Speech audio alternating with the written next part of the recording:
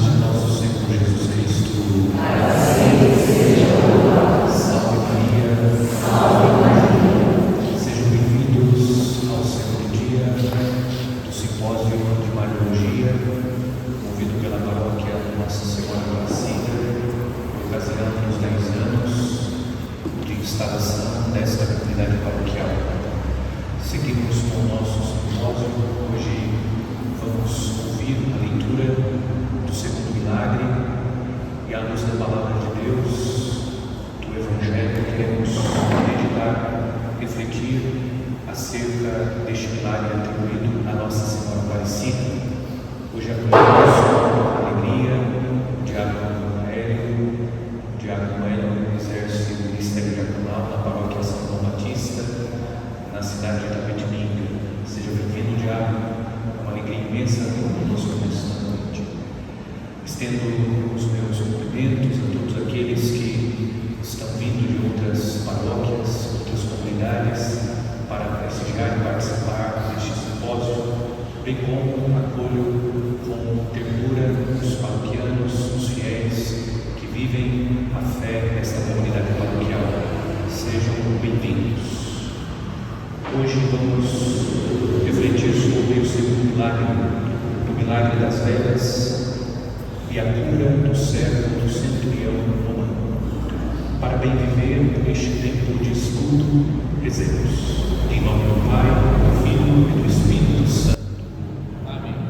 Vinde, Espírito Santo, enchei os corações dos vossos fiéis e acendei o fogo do vosso amor.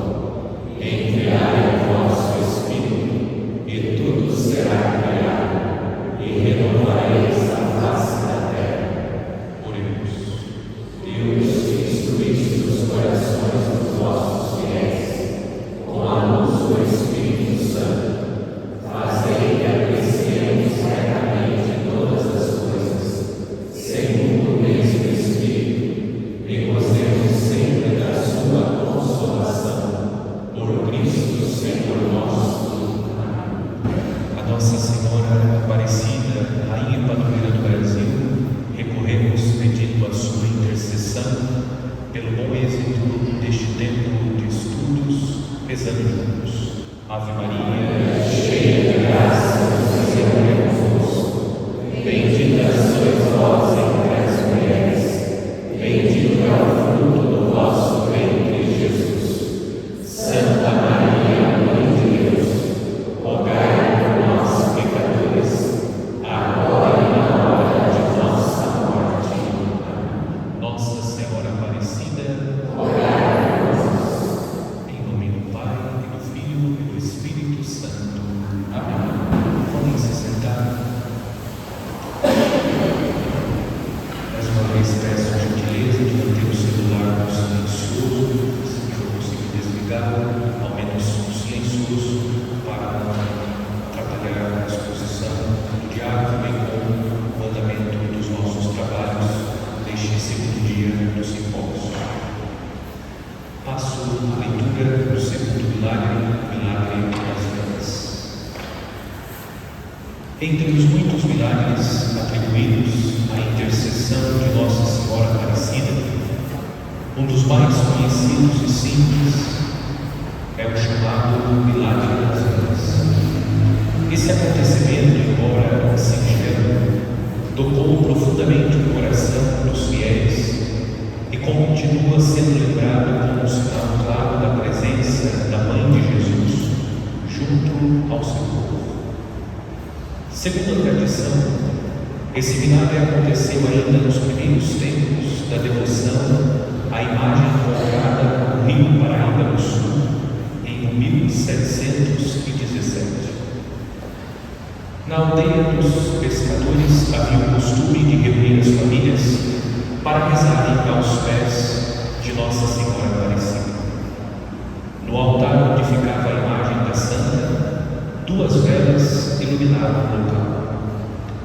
De repente, durante a oração, sem vento, sem qualquer explicação, as velas se apagaram e Silvana da Rocha se levantou para acender as velas novamente. mas antes de se aproximar, as velas se acenderam sozinhas. Então, diante dos olhos de todos os presentes, as velas se reacenderam sozinhas, como se uma mão invisível as tivesse acendido novamente. Para os que presenciaram, não havia dúvida, foi um milagre, um sinal de que Nossa Senhora estava ali presente, ouvindo suas orações, acolhendo seus pedidos e mostrando que a fé do simples é preciosa diante de Deus. Esse milagre, embora não envolva a cura física ou grande espetáculo, carrega profundo significado espiritual. Até hoje, milhões de devotos de Nossa Senhora Aparecida acendem velas como sinal de suas preces, esperanças e agradecimentos. Cada chama representa uma história, uma vida, uma oração. E Maria, como uma boa mãe, acolhe cada pedido e o apresenta a seu filho Jesus. Essa palavra é de Querido Padre Luiz Paulo, unidade presente, boa noite. Obrigado pela oportunidade de estar aqui. Eu quero ler o texto bíblico então proposto para a gente poder nessa noite refletir em paralelo a este milagre relatado. Mateus, no capítulo 8, nos versículos de 5 até o 13.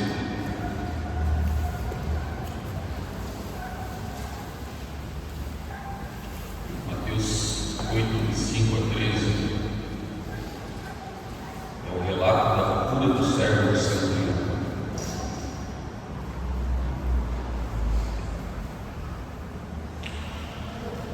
Ao entrar em Cafarnaum, chegou-se a ele, Jesus, o centurião. O centurião era um oficial romano de alta patente que liderava 100 soldados da guarda romana, portanto, alguém muito importante. Então, essa pessoa chegou no centurião e implorava e dizia, eu estou lendo na tradução da Bíblia de Jerusalém: Senhor, veja, se refere a Jesus como Senhor sendo pagão. Senhor, meu criado está deitado em casa paralítico, sofrendo dores atrozes. Jesus lhe disse, eu irei curá-lo. Mas o centurião respondeu, Senhor, eu não sou digno de receber-te sob o meu teto. Basta que digas uma palavra e meu criado ficará sadio. Com efeito, também eu estou debaixo de ordens e tenho soldados sob meu comando. E quando digo a um, vai, ele vai, e a outro, vem, ele vem. E quando digo ao meu servo, faz isto, ele faz. Ouvindo isso, Jesus ficou admirado e disse aos que o seguiam, em verdade vos digo que em Israel eu não achei ninguém que tivesse tal fé. Mas eu vos digo que virão muitos do Oriente e do Ocidente e se assentarão à mesa no reino dos céus com Abraão, Isaque e Jacó, enquanto os filhos do reino serão postos para fora, nas trevas onde haverá choro e ranger de dentes. Em seguida disse ao centurião, vai, como creste, assim que seja feito. Naquela mesma hora, o criado ficou sadio. Palavra da salvação. Então, nós temos o relato do milagre das velas e também nós temos a cura do servo centurião.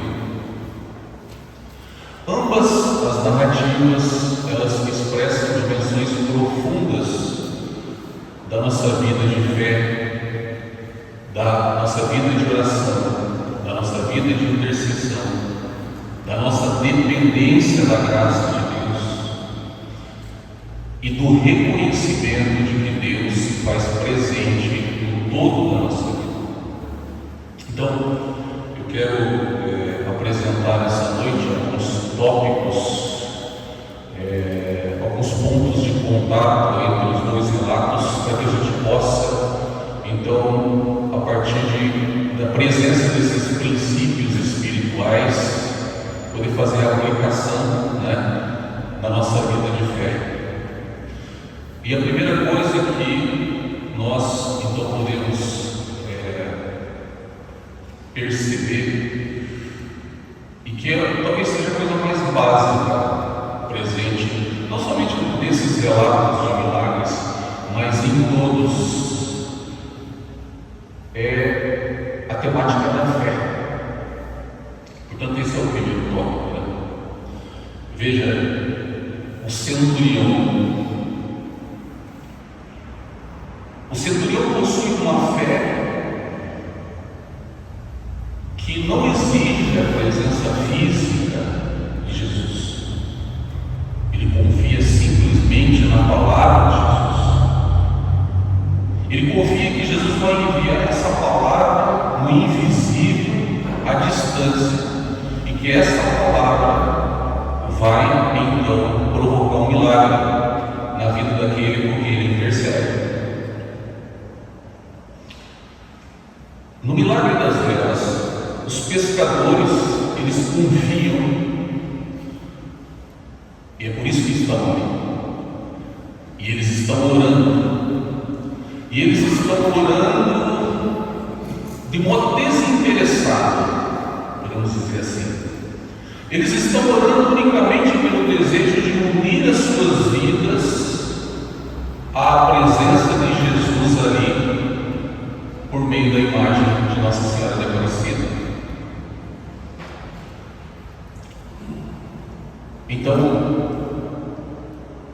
é uma fé pura, é uma fé desinteressada do ponto de vista material. Eles não precisam de sinais, eles não pedem sinais, eles querem simplesmente unir a vida deles ao mistério de Deus, na presença espiritual de Maria, ali, pela imagem. Então, daqui nós podemos extrair esse princípio de que a fé, a operação da fé, ela se dá fora do campo dos nossos sentidos, ela se dá no invisível, embora ela se desdobre no visível, porque nós a experimentamos no concreto da nossa vida, mas ela é de natureza invisível. Hebreus diz assim: sem fé é impossível agradar a Deus, porque até para que eu me aproxime dele, eu preciso crer que ele existe. Então, aqui nós temos a fundamentação de toda a vida espiritual. Então, nesse primeiro tópico, nós precisamos pensar um pouco. Por exemplo, o centurião põe Jesus ao par de um problema grave, de uma situação difícil, e crê na autoridade de Jesus sobre as doenças. Inclusive, ele faz uma relação com a própria autoridade dele enquanto chefe, da guarda romana. Ele fala: as pessoas que obedecem aquilo que eu mando, elas falam. Ou seja, parafraseando, ele está querendo dizer: quem dirá o Senhor? Quem dirá o Senhor? Se o Senhor enviar uma palavra, se o Senhor autorizar, no mundo espiritual vai acontecer. Aí Jesus diz para ele assim: vai, como creste, assim seja feito. Naquele mesmo momento, o servo, que é o objeto da intercessão, se levanta curado. E quando ele chega em casa, o servo, portanto, está curado. Ao passo que os pescadores estão exercitando simplesmente a confiança na presença de Cristo por meio de Maria. Quer dizer, nós temos a mesma fé, porém com aspectos, vamos dizer, que se apresentam como acréscimos, Então, qual que é o ponto de contato aqui?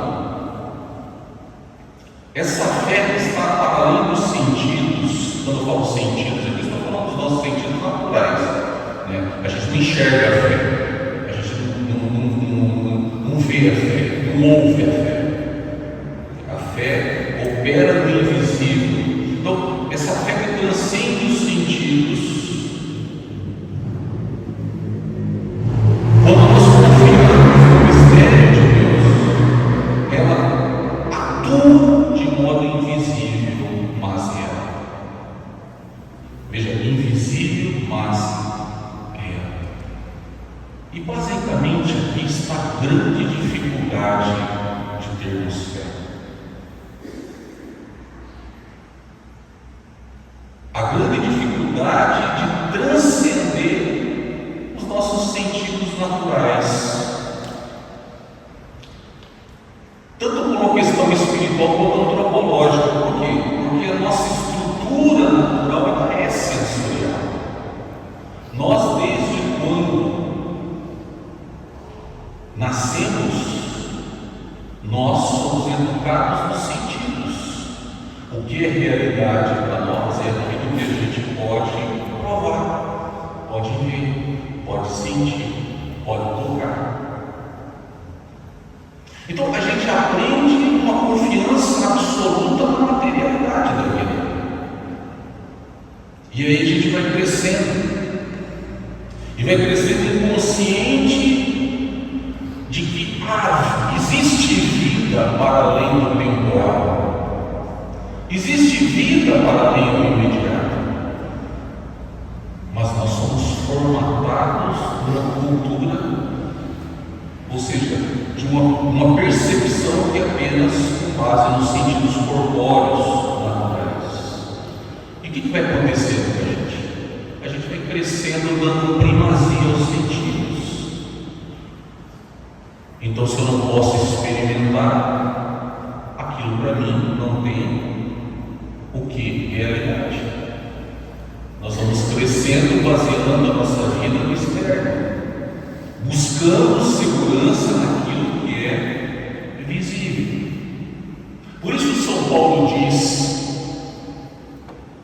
as coisas de Deus são tolice para o homem natural, porque o homem natural cresce com essa formatação mental hipnótica. O que é real, o que é temporal. Agora, a fé, ela trabalha uma lógica inversa.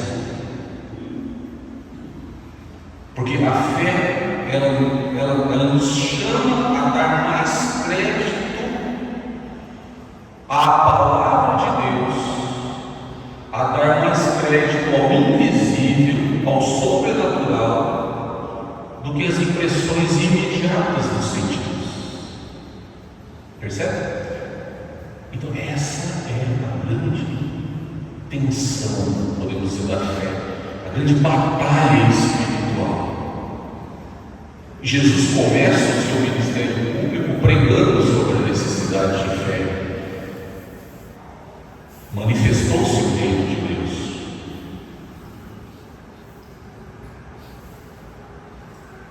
Convertam-se crendo no Evangelho, ou crendo no Evangelho, convertam-se, porque essas coisas são simultâneas. E essa fé que Jesus requer, que a igreja requer, sempre é uma exigência de que nós abandonemos as impressões imediatas dos sentidos, que se baseiam numa autoconfiança egóica, orgulhosa, para que então a gente se abra a uma confiança, se abandone a uma confiança em Deus, desistindo, portanto, de uma autoconfiança. Percebe? Desistir de si para abandonar-se em Deus é um atentado contra tudo aquilo que nos formatou em toda a nossa história, porque somos seres do natural. E aí, quando temos um encontro pessoal e transformador com Jesus, essa lógica precisa se inverter. batalha. Qual é a grande batalha da fé? Portanto, transpor a barreira do homem natural que vive apenas dos sentidos. Portanto, tirar o pé dessas certezas humanas para colocar a fé no invisível. Então, essa transposição, essa mudança de paradigma, vamos dizer, antropológico, existencial, que é espiritual, encontra em nós, portanto, essa resistência interior. A isso nós chamamos de batalha espiritual, batalha interior. Trazer os sentidos naturais para dentro da vontade de Deus, educá-los na luz de Deus. E aqui nós estamos falando de vida interior, porque como crescemos, vamos dizer, priorizando ou dando valor apenas àquilo que é externo, porque não temos vida interior e nem sabemos dessa possibilidade. Quando isso se nos apresenta, porque nós nos encontramos com Deus, o grande trabalho a partir daí será o alinhamento dos nossos sentidos naturais com os nossos sentidos espirituais. Viver vida interior, alinhar a nossa vontade à vontade de Deus. Daí decorre que a fé precisa ser cultivada. Recordemos que Jesus certa vez ensinou que o reino de Deus é semelhante a um grão de mostarda, bem pequenininho, que tende a crescer e se tornar uma árvore frondosa. Nós podemos usar essa mesma metáfora e aplicar na vida espiritual. A vida espiritual começa pequenininha, começa no batismo de modo germinal, com a tendência, a destinação ao crescimento. Para isso é cultivo, para isso é perseverança. Perseverança na oração pessoal, perseverança na vida sacramental. Porque o que vai educando a nossa interioridade, o que vai educando os nossos sentidos, o que vai espiritualizando os nossos sentidos naturais, educando a nossa vontade, o que vai reorientando os nossos desejos para que Deus seja o centro da nossa vida, chama-se graça de Deus. É o protagonismo da graça de Deus, a graça santificante, a graça que recebemos por ocasião do nosso batismo. Portanto, queridos, o nosso trabalho de Deus na nossa vida, como dizia o padre Adriano, é cooperativo. Nós precisamos fazer a nossa parte, e a nossa parte consiste em uma entrega, em uma abertura da nossa mente e do nosso coração, apresentando a Deus uma alma que seja receptiva, expondo-nos à sua graça sempre presente, de modo que então a fé ela vai ganhando forma, a fé vai se fortalecendo e a fé vai treinando a nossa alma para que nós passemos a ver então no invisível.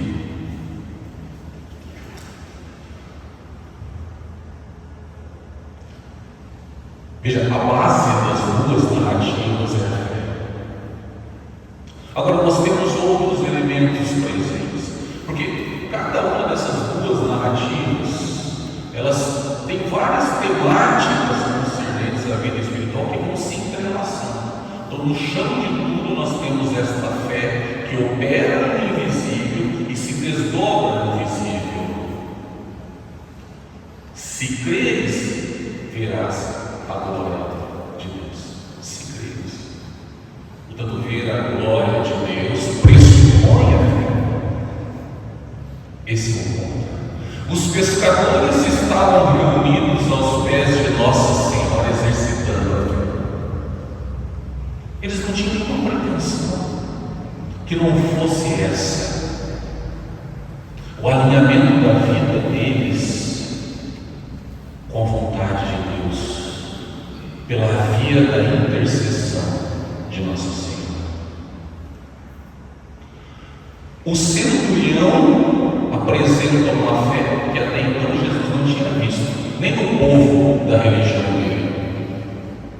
É preciso que recordemos que aquele homem era um pagão de religião. Ele não tinha religião. E, ao mesmo tempo, apresenta uma fé espantosa.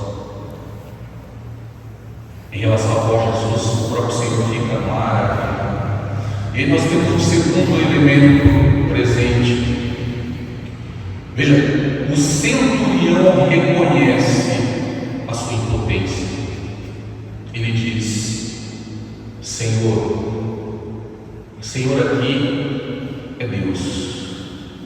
Isso também é espantoso, porque a palavra aqui é Kyrios, e Kyrios é o equivalente grego a Adonai, do hebraico do Velho Testamento. Uma palavra que só é aplicada a Deus. Até hoje os judeus aplicam a palavra Senhor somente a Deus. Nós falamos Senhor para qualquer pessoa, né? Você tem um pouco mais de idade. Nós falamos Senhor, tem 60 anos, é o Senhor, Senhor, chamando Senhor, não. O judeu não, é só Deus. E curiosamente, então esse pagão de religião chega e diz: Senhor, filhos, não sou digno que tu entres na minha casa. O elemento da humildade diante do sagrado. Os pescadores, veja, pessoas simples, pessoas pobres, pessoas marginalizadas. Recordemos que nós estamos aqui no contexto da escravidão no Brasil. Essas pessoas eram negras. Então eram pessoas que não tinham nenhum valor para a sociedade da época. Eram mercadorias, eram objetos.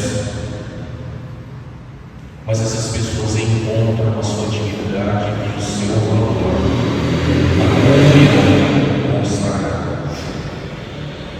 Com toda a reverência, acolhem a imagem, experimentam Deus por meio da devoção mariana e reafirmam sem pretensões,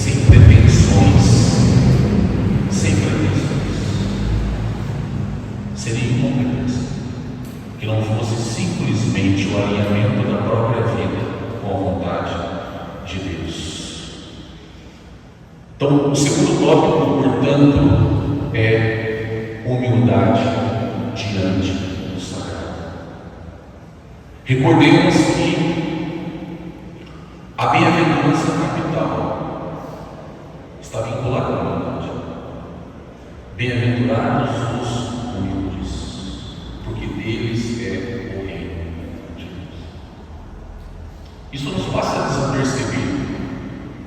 A propriedade do reino de Deus, que é de Deus, é também o humilde. E quem é o humilde? O humilde é aquele que desistiu de si,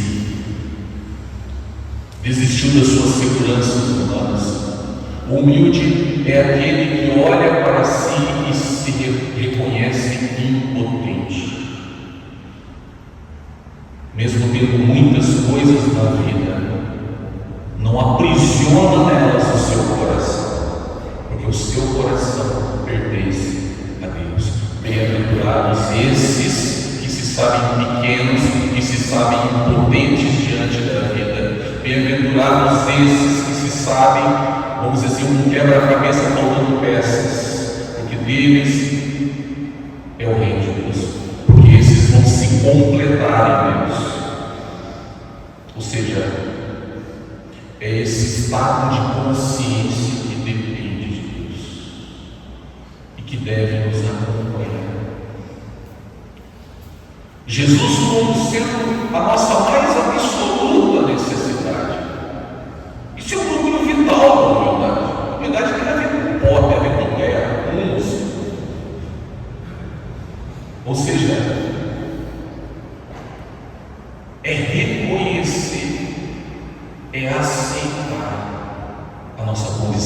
criatural.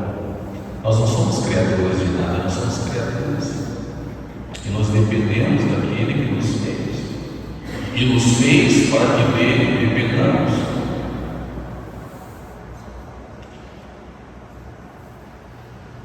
Aqui está, veja, uma grande dificuldade, um grande desafio na vida de fé também.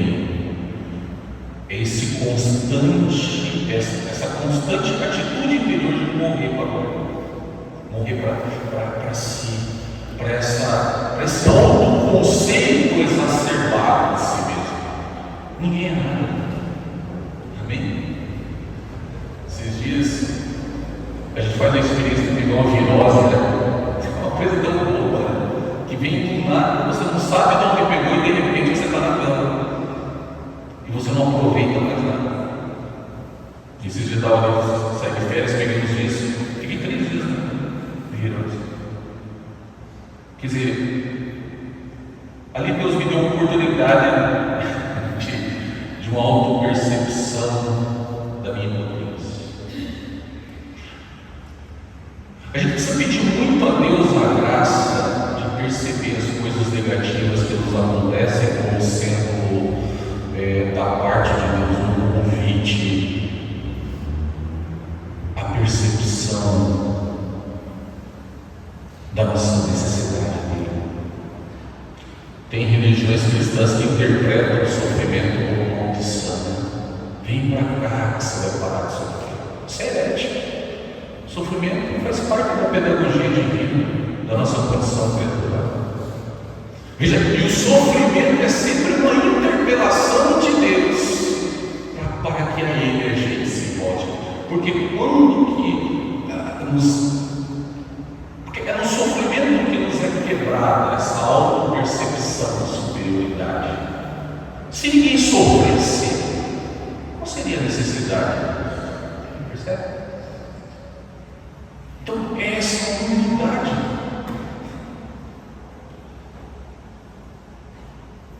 De acolher a presença, a atividade amorosa de Jesus, da Virgem Maria, da Igreja na nossa vida, não como algo opcional, mas algo que é vital. E algo que é vital é algo que nos é necessário para viver. Ou seja,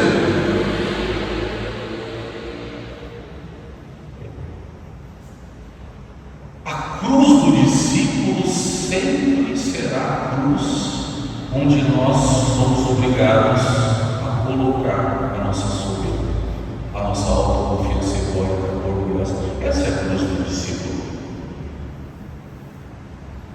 Essa é a nossa cruz. Aqui Jesus se referiu como condição do discipulado, dizendo: negue aquilo que é esse ensimesmamento seu, negue a si mesmo e tome a sua cruz, que também envolve aceitar as coisas que a vida faz com que a gente experimente. Jesus aceitou isso. Isso está implícito na vida de fé. Nós não deveríamos nos iludir nunca, achando que uma vida de fé nos blindaria de qualquer tipo de experiência negativa. Não. Nós vamos passar a ver as coisas de um ângulo superior. Portanto, não nos afligiremos tanto com as coisas ruins como elas se nos apresentarem, mas elas estarão aí. Na vida tereis aflições. Aceitação, a percepção da pequenez. Tudo isso é pressuposto da vida espiritual. Humildade diante do sagrado. Porque não existe abertura do caminho divino na nossa vida sem que a gente diminua. Por isso João Batista diz: convém que eu diminua para que ele apareça.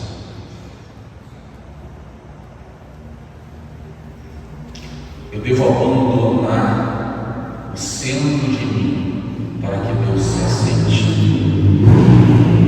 Porque no centro de mim é um trono. Usando essa metáfora que a mística gosta muito, né? Aliás, Santa Teresa d'Ávila fala, né, que no centro do castelo há um trono, o trono do rei. Quem é esse rei? Não sou eu. É Cristo.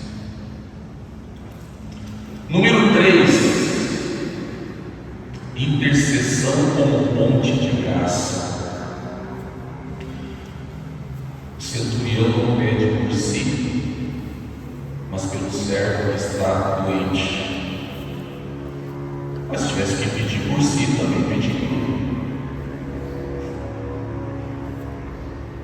Mas a oração não pode ter esse pressuposto egoísta. Ou seja, a nossa oração precisa alcançar o mundo, sobretudo os sofredores. Porque também a nossa vida espiritual, a nossa mística pode ser falsa. O que é uma mística falsa? Uma espiritualidade apenas estética.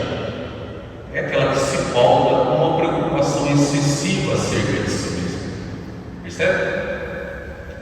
Quer dizer, o eu continua presente de modo exacerbado. Que espiritualidade é essa? É uma religiosidade egóica. É um ego travestido agora de religiosidade. Então precisa tomar cuidado. Quer dizer, então, a oração que abraça a todos, a força da intercessão. E a oração como sendo a própria vida espiritual. Esse é outro aspecto importante também presente aqui. Vida de fé e vida de oração. Vida espiritual e vida de oração são expressões sinônimas. A vida de fé é a vida de oração, seja ela pessoal, seja ela litúrgica, comunitária, mas é sempre assim. E a oração é a grande expressão da fé. Portanto, a fé pressupõe humildade diante do sagrado. E a fé pressupõe o contato com o sagrado. E nesse contato com o sagrado, nós estamos falando de oração.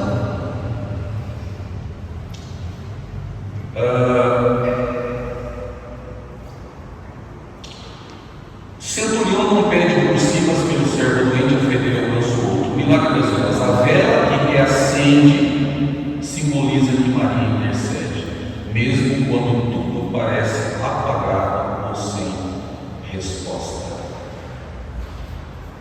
A fé intercessora, a fé orante, liga Deus à fragilidade humana, como ato de amor desinteressado. Ou seja, eu quero Deus.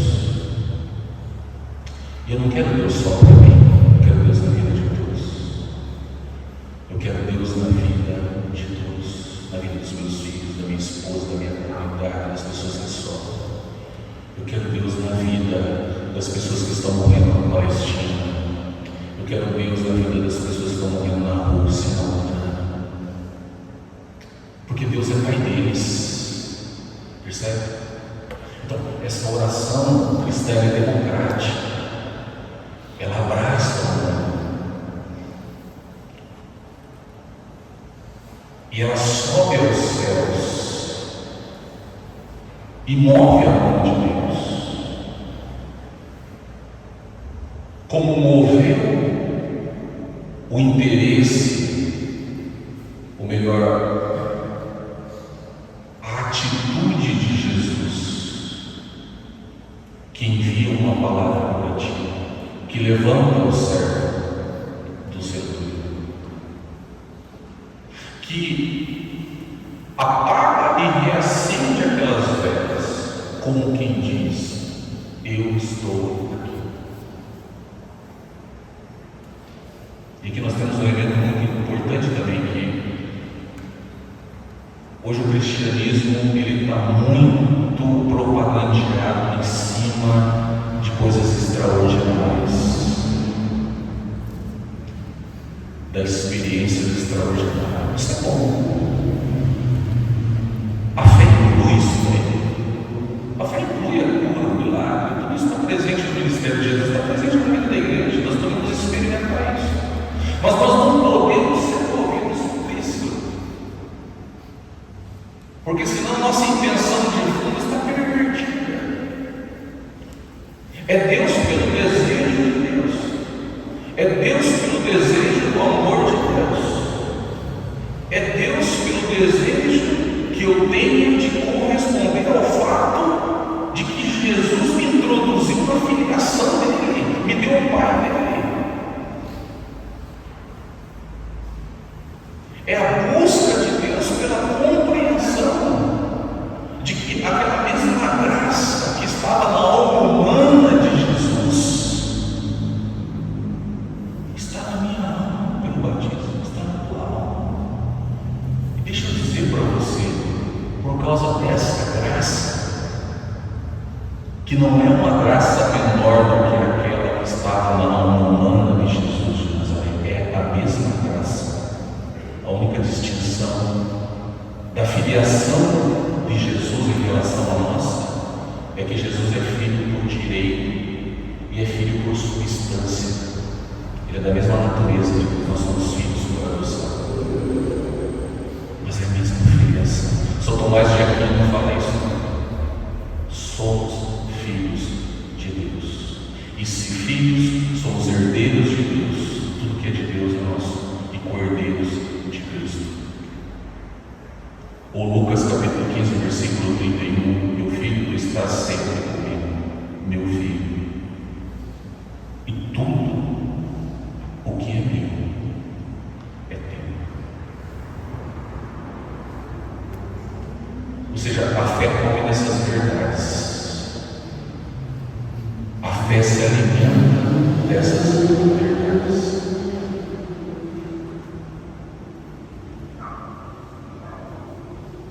O Papa Bento XVI, naquele documento Deus Caritas Est, ele define fé de um modo tão simples. O Papa Ratzinger, ele é tido por muitos como o maior Papa teólogo da história do cristianismo. O maior Papa teólogo da história do cristianismo. Sabe o que ele fala sobre fé?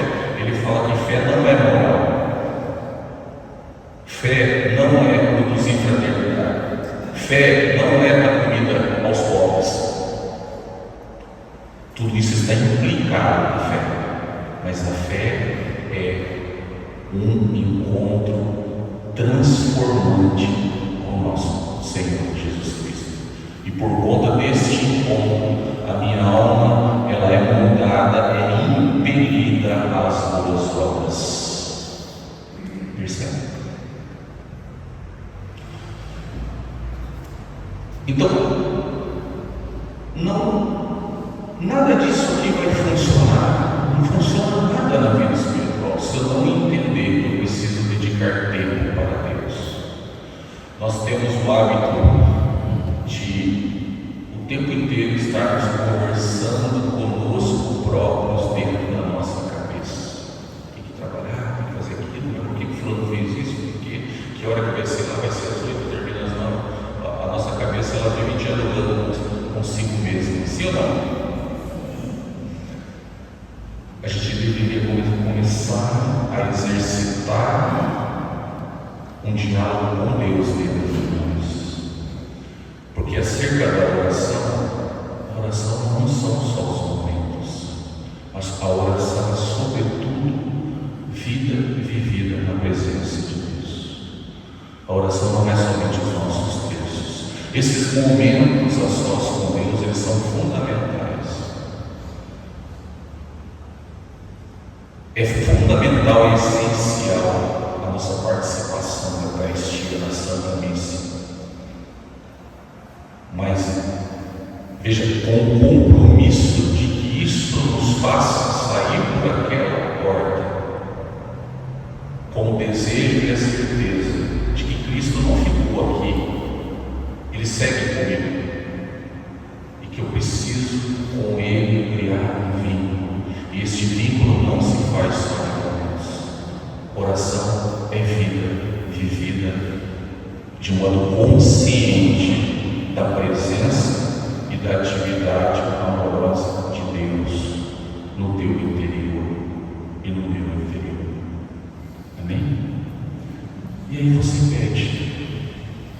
E porque você pede alinhado com a vontade de Deus, Deus realiza.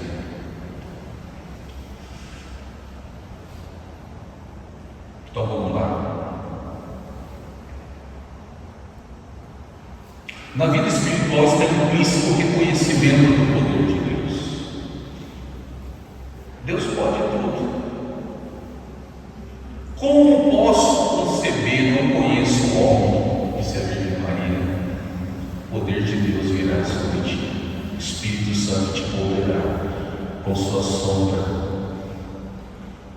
Fique tranquilo, essa palavra vale para nós, a despeito de tudo aquilo que a gente possa estar vivenciando na nossa vida, como era essa ambiência, desses escravos, essas pessoas tão simples, era um contexto histórico de tanto sofrimento, mas eles estavam ali, e eles recebem o sinal, e esse sinal indica a presença de Cristo, porque Cristo é a luz. Então essa luz que acende, nós podemos interpretá-la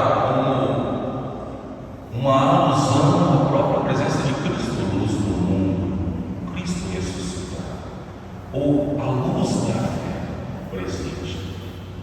Mas trata-se sempre disso, do reconhecimento do meu nada diante do poder de Deus, e que esse poder de Deus está disponível para a nossa fé, para realizar aquilo que para nós é impossível.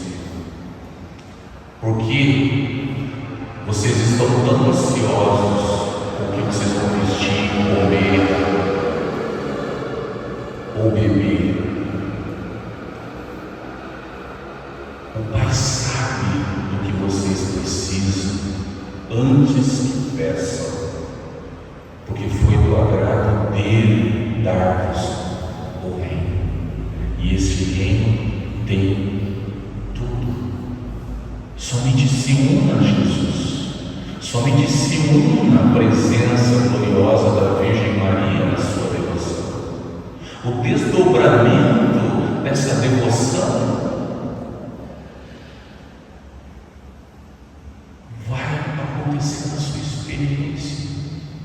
De repente você vai ver as mudanças necessárias no seu casamento, na vida dos seus filhos, na sua saúde. De repente passa um tempo e você percebe que aquelas dores que você tinha, você não tem mais. Aquele bom humor com o qual você acordava toda manhã, já foi, o Espírito Santo já trabalhou naquele inconsciente, nessas memórias de dor inconscientes que de vez em quando latejam no seu dia a dia, vez ou outra, latejavam, sumiu. Por quê? Porque enquanto nós nos devotamos a Deus e a Nossa Senhora, Ele vai vencendo em nós as nossas prisões. Percebe? Ou seja, reconhecer o poder divino, o reconhecimento da autoridade divina, seja em Cristo, seja pela mediação de Maria. E aí o milagre acontece. Como aconteceu nas velas, como aconteceu na vida do centurião, na vida do servo, e acontece não como um fim em si mesmo, acontece como um meio de alavancar ainda mais esta fé, porque a fé está destinada a crescer sempre. E tudo que Deus faz na nossa vida tem como objetivo a expansão, a dilatação. Por isso a Bíblia diz: o justo viverá pela fé. E a Bíblia diz que o nosso crescimento espiritual se dá de fé É fé que chama milagre, e é milagre que produz mais fé, e que produz mais milagre, e que produz mais fé. E finalmente, para concluir, já está mais coisa que criticar. Só queria falar um pouquinho sobre o problema do nosso senso de indignidade. Precisa tomar cuidado com isso. Às vezes se enfatiza demais a nossa indignidade, como se fosse uma espécie de menosprezo de si mesmo. Lógico que nós somos pequenos. Amém? Precisa tomar cuidado com isso. Por quê? Porque Deus faz surgir sol sobre bons e maus e faz cair chuva sobre justos e injustos. Deus não tem especialismos. A graça de Deus é democrática na nossa vida. Deus não tem preferências. Todos nós somos filhos e todos nós temos acesso à mesma graça. E como filho, veja, você tem da parte de Deus todo o valor para existir, todo o sentido para existir. A tua vida ganha significado. Onde foi a tua indignidade? Foi para a cruz de Cristo. A nossa indignidade foi crucificada. Ele nos imputou a dignidade dele, a filiação. Então, ao mesmo tempo que nós precisamos ter essa consciência de humildade que nos faz perceber que nós dependemos de Deus e que nós nada somos sem Deus, nós precisamos nos expandir nessa consciência de que somos filhos de Deus. Que às vezes a gente sofre um pouco por causa de algumas falas que enfatizam demais, talvez sem colocar bem colocado o que significa essa indignidade, porque ser filho de Deus é ser digno do Pai. Ele quis assim, Ele desceu para nos fazer filhos. Nós não pedimos para ser filhos. Ele enviou Jesus para nos comunicar nossa filiação. Portanto, Jesus diz: quando vocês forem orar, comecem com essa consciência, vocês são filhos de Deus. Portanto, Pai, Pai nosso, Pai. Amém? Então eu concluo dizendo isso, sabe por quê? Porque o centurião é estrangeiro. O centurião é pagão. Ele não faz parte. O centurião era tido como cão, porque os judeus chamavam os pagãos de cães. Ele é cão, ele é pagão. Jesus é um judeu. Ele poderia vamos dizer, se encher dessa consciência. Não, eu não posso me aproximar dele. Esse registro nem estaria na Bíblia. Amém? Esses pescadores, pobres, negros, no ambiente da escravatura, mas escolhidos por Deus para um milagre natural. Percebe? Então, ou seja, eu concluo com isso. Você é digno. Eu sou digno. Fomos feitos filhos de Deus. E se isso não é dignidade, eu não sei o que é dignidade. Porque se nós temos alguma dignidade, é o fato de que somos filhos de Deus. O mundo não vai emprestar dignidade para nós. O que empresta dignidade para nós é a nossa filiação. E se somos filhos, temos tudo. E somos tudo naquele que é tudo, que é Deus. Então nós podemos pensar em dignidade, talvez essa não seja a palavra. A palavra seja pequenez, impotência, mas a dignidade é muito forte. Amém? Então, louvado seja o nosso Senhor Jesus Cristo. Agradecemos o diácono pela exposição. Então, abrimos espaço para as perguntas.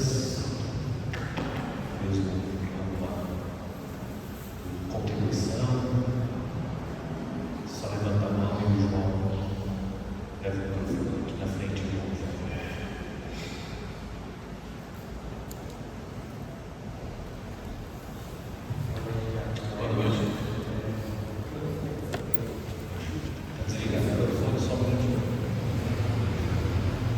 O simpósio ele veio a gente está estudando aqui, né, que os milagres eles muitas vezes trazem a nossa fé de volta, né? Mas o que eu gostaria de saber, um católico, hoje pode ser mundano, ele se diz católico, ele bate no peito que ama Deus, ele vai na igreja, mas não com o coração aberto, ele não deixa o pecado de estimação de lado. E aqueles que amam rezam por ele, rezam pela conversão dele. Maria, Nossa Senhora, os santos, se pedimos uma intercessão deles pela conversão desse pecador, Nossa Senhora e os santos podem fazer alguma coisa, porque a gente ouviu bastante, né, que Jesus ele não entra arrombando, ele bate na porta e espera que você abra a porta para ele entrar. Então, uma pessoa que não quer abandonar o pecado, ela quer continuar vivendo a vida do mundo e não quer viver para Deus como Deus pede, essa pessoa pode ser convertida por um milagre, ela só vai encontrar a conversão se ela desejar. Todos nós estamos destinados a Deus. Agora, cada um tem o seu processo diante de Deus. Agora, nós precisamos levar em conta também que a própria vida, porque ela é divina, ela em si mesma, existe uma sabedoria divina implícita na vida, que vai nos conduzindo de modo a que, até por experiências mais difíceis, a gente se abra à percepção da nossa impotência e, portanto, vá permitindo que essa graça de Deus ganhe proporção na nossa vida. Então, não existe cristão católico com um projeto acabado. Todos nós estamos em processo. Os místicos, eles falavam muito sobre idades espirituais, né? Então, assim como do ponto de vista biológico existe criança, jovem, adolescente, todo na vida espiritual é a mesma coisa. Deus está maior interessado na conversão das pessoas. E o que a gente pode fazer por elas não é uma ação moralista em relação a elas. É uma ação de manifestar o amor de Deus em relação a elas e deixar que Deus faça o trabalho dele na vida delas. Nossa fé não é moralista. Nossa fé é a fé de uma identificação com o ser salvo e luz. E nesse sentido a gente vai realizando sabor e luz na vida das pessoas. E as pessoas elas vão seguindo um processo que é próprio delas com Deus, que também o Pai delas está mais preocupado com a conversão delas do que a gente. Não sei se eu respondi isso.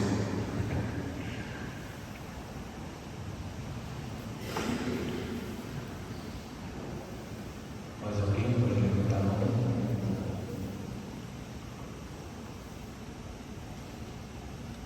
Enquanto vão pensando, eu faço aqui uma pergunta. A temática comum nos textos é a temática da fé, como o senhor mesmo bem colocou. A minha pergunta é: de que modo a devoção mariana pode nos ajudar a manter viva essa fé? De que modo a devoção mariana nos ajuda a crescer nessa fé que nos foi dada no batismo como todo? A devoção mariana é uma grande graça da nossa fé. Outro dia eu ouvi o frei Clodovis Boff, mariano, enfim, escreve muito sobre mariologia. Ele dizia isso, né, que o cristão pleno, ele é mariano. Então a plenitude da fé cristã é sempre mariana. Por quê? Porque Maria traz a presença de Jesus, ela nunca está só. Ele dizia assim: Cristo ressuscitado está sentado à direita de Deus. Nossa Senhora está à direita do Filho. Até a gente canta isso, né? A tua direita se assenta a rainha, tem veste esplendente de ouro. Isso. Então, a espiritualidade compreende a devoção. Então, não existe essa dicotomia ou qualquer tipo de pensamento que possa fatiar a devoção mariana com fé em Cristo. A nossa fé, ela é cristocêntrica, mas Maria é a primeira que orbita no entorno deste ser. Então, aonde ela está, Jesus está. Quando nos dirigimos a ela, ela nos conduz a Jesus. Ela não retém nada da mesma. Desse modo que eu enxergo isso. É a via mais excelente, talvez.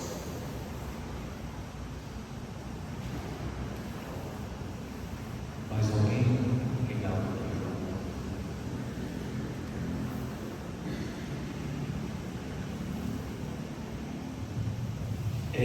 Boa noite, ontem,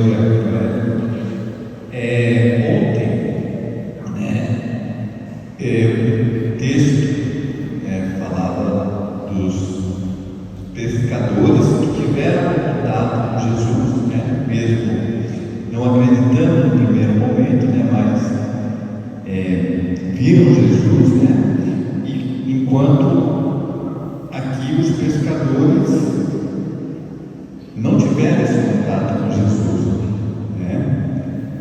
No de hoje, as pessoas que estavam fazendo a oração para a imagem de Nossa Senhora Aparecida não tiveram contato com Jesus, E o centurião, ele teve um contato com Jesus, ele pediu diretamente para Jesus. Assim, como a fé, daqueles pescadores que precisavam pescar, que era o ganha-pão deles, eles tiveram uma incumbência, para que eles pescassem para o evento que ia acontecer, o evento imperial,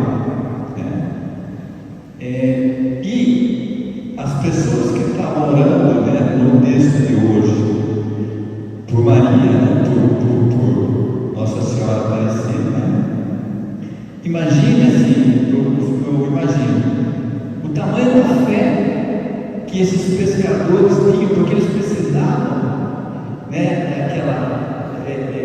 daquela colheita, daquela pesca, para ganhar o seu pão, no dia, E também quantas pessoas ali orando, para Nossa Senhora Aparecida, não estavam também pedindo a intercessão de Nossa Senhora Aparecida para a cura de alguém, e não simplesmente por ela ter aparecido, por ter sido encontrada pelos pescadores, Então, como se fala assim na fé, imagine o tamanho dessa fé que já tinha transformado os corações dos fiéis, de Nossa Senhora Aparecida, sabendo que ela realmente era a intercessora junto a Deus. Então, sim, que maravilha, essa fé, tanto dos pescadores, porque eles terem conseguido, naquele determinado momento, depois do encontro, da imagem, com a imagem, além da imagem, aquela peça, imagine aquelas pessoas que estavam orando, ali, a fé, o tamanho da fé, Então, esse contexto, que ficou muito claro, nessa explicação, nesse plano aí tanto de ontem como de hoje. Muito bom.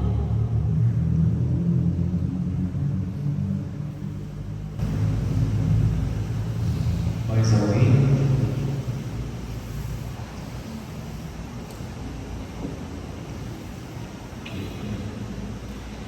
Vamos fazer a nossa oração, encerrando esse segundo dia. Mais uma vez agradecendo o Diácono Roberto, muito obrigado, Diácono, pela presença, pela conferência, certamente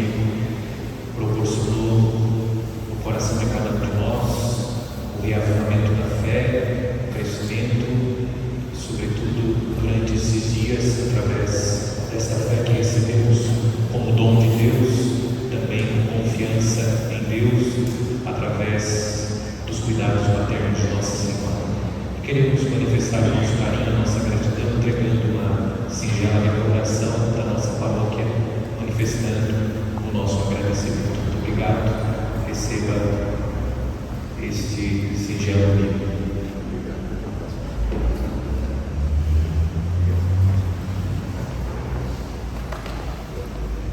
Então agora vamos rezar juntos com o diácono a consagração a Nossa Senhora, encerrando a nossa noite de oração, o nosso segundo dia do simpósio. Ó Maria Santíssima, pelos méritos de nosso Senhor Jesus Cristo, em vossa querida imagem de Aparecida, espalhais inúmeros benefícios sobre todo o Brasil. Eu, embora indigno de pertencer ao grupo de vossos filhos e filhas, mas cheio do desejo de participar dos benefícios de vossa misericórdia, prostrado a vossas pés, consagro-vos o meu entendimento, para que sempre pense no amor que mereceis. Consagro-vos a minha língua, para que sempre vos louve e propague a vossa devoção. Consagro-vos o meu coração, para que depois de Deus vos ame sobre todas as coisas. Recebei, ó Rainha incomparável, que nosso Cristo crucificado Deus nos proponha, no ditoso número de vossos filhos e filhas. Acolhei-me debaixo de vossa proteção. Socorrei-me em todas as minhas necessidades espirituais e temporais, sobretudo na hora de minha morte. Abençoai-me, celestial cooperadora, e com vossa poderosa intercessão, fortalecei em minha fraqueza, a fim de que, servindo-vos fielmente nesta vida, possa louvar-vos, amar-vos e dar-vos graças no céu, por toda a eternidade. Assim seja. Ave Maria, cheia de graça, o Senhor é convosco. Bendita sois vós entre as mulheres, bendito é o fruto do vosso ventre, Jesus. Santa Maria, Mãe de Deus, rogai por nós, pecadores, agora e na hora de nossa morte. Amém. Dai-nos a bênção, ó Mãe querida, Nossa Senhora Aparecida, dai-nos a bênção, ó Mãe querida, Nossa Senhora